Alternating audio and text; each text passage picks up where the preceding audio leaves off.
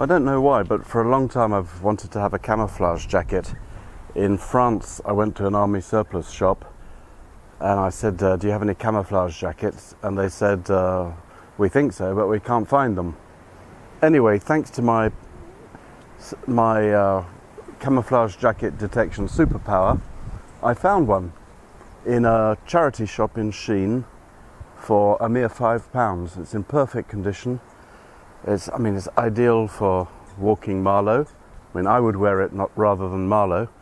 And also for going to Losh Market on a Saturday morning, because when one has a certain minor celebrity, as I do, people come up to shake your hand or to touch the hem of your trousers. If I wear my camouflage jacket, I'll be able to do my shopping unaccosted, incognito, unharassed. It's really perfect. It's a wonderful addition to my wardrobe. Here we are, approaching Portman Avenue.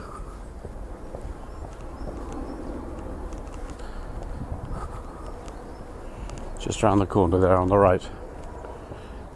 I don't even know if you can see me here wearing my camouflage jacket, but we'll try. This is the cue for a moment of nostalgia, which is the subject of this film. Hence the vignette effect on the screen.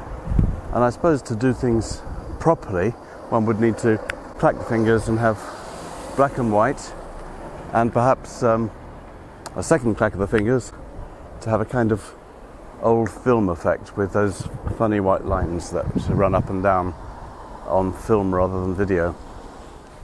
So this is my old street, and I was brought up here in the 60s and 70s, but the earliest time was the 60s, and I remember certain things about life in East Sheen in those days.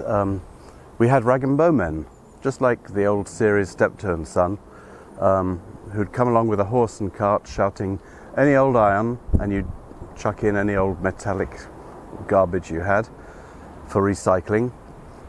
We had a knife grinder who'd come round and grind your knives and scissors. What else did we have? There was the coal man who would deliver coal to your house for the fire. My grandparents had a coal cellar, so it would be tipped into a chute into the cellar. We had a coal bunker, which was a kind of concrete contraption in the back garden, and they'd fill that up with coal. What else? To make money, us kids, on a Saturday we would wash people's cars for £1, and there was always a market for that. There was also the local Bobby on his beat, who used to pop in for a cup of tea. He was a friend, and he'd put his helmet down on the table. It was a sort of honour having this uniformed police officer calling on us.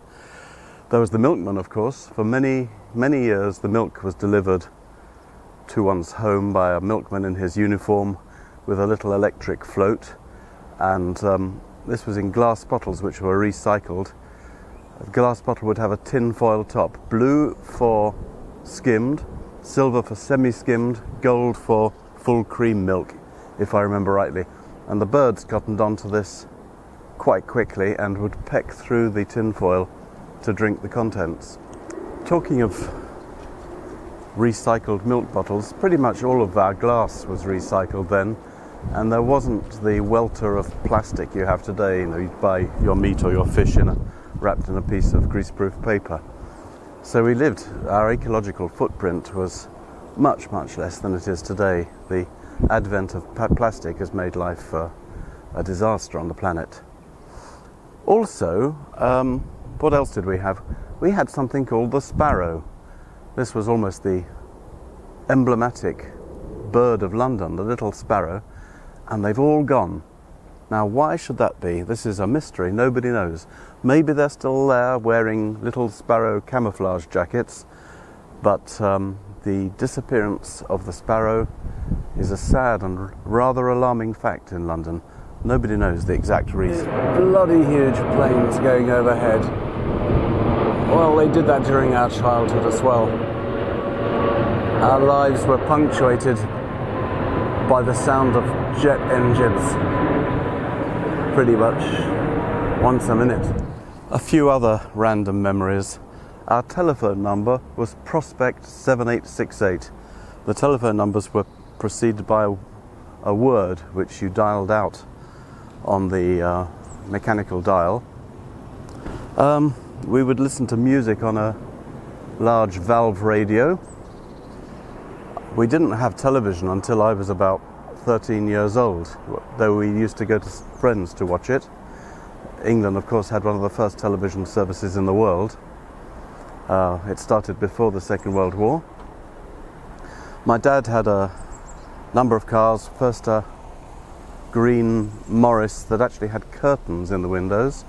Then he had a Zephyr Zodiac, and then a rather American-looking Zodiac, which we were very proud of. One of the points I wanted to make is that we say we live in a connected society today, but frankly, back then in the 60s, people were much more connected. There was more human interaction at street level, at local community level, family level, and so forth. Where these flats stood, there was a big old Victorian house surrounded by a wall with a grumpy old man who lived there. Nobody could approach. When he died, all of that was flattened to build the flats. Now, where this cream-coloured house is, there used to be a newsagents run by Indians. And once a week I'd go there to buy a copy of the boys' own paper, my weekly news. Over there we have Mortlake railway station, and in the very early 60s I can remember when I was a very little boy seeing steam trains, magnificent steam trains coming through here before everything went electric.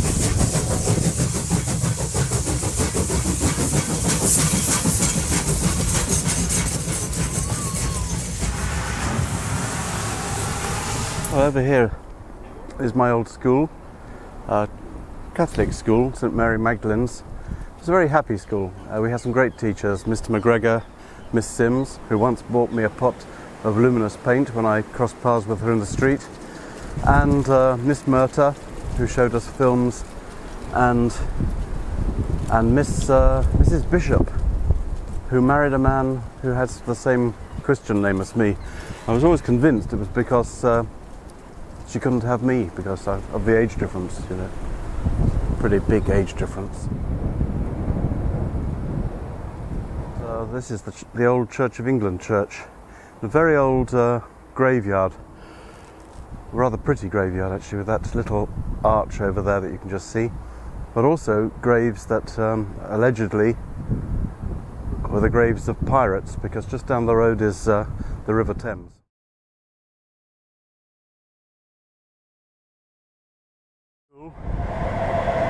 St Mary Magdalene's.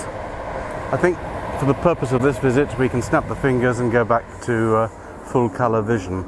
Let's have a quick look inside.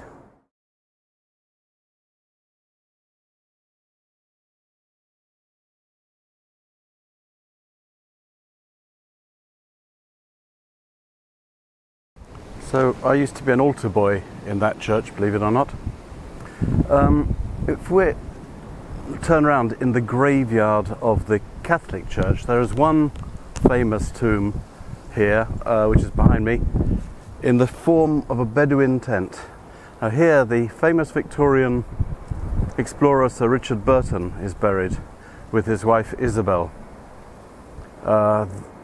He lived in a house next to the church, and when he died, his wife found manuscripts of translation of the Kama Sutra that he'd been working on, and she burnt them along with all of his manuscripts in the back garden of the house. So, long live spouses, eh? At the rear of the tomb you can pop up some steps and take a peep at them if you feel so inclined through the glass window.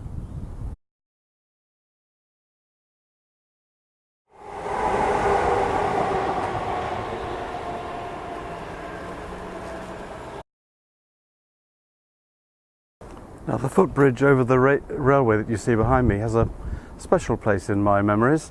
As a child walking home from school, a young girl from the local Anglican school would wait for me for many years, and as I reached the top of the bridge, she'd beat me over the head with her leather satchel.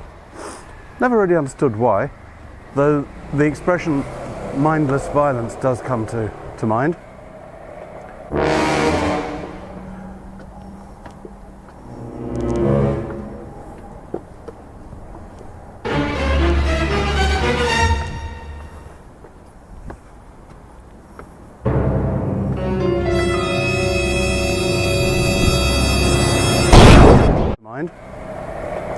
And really it's remarkable that I've turned into such a balanced human being, albeit in a camouflage jacket, after such profound juvenile trauma.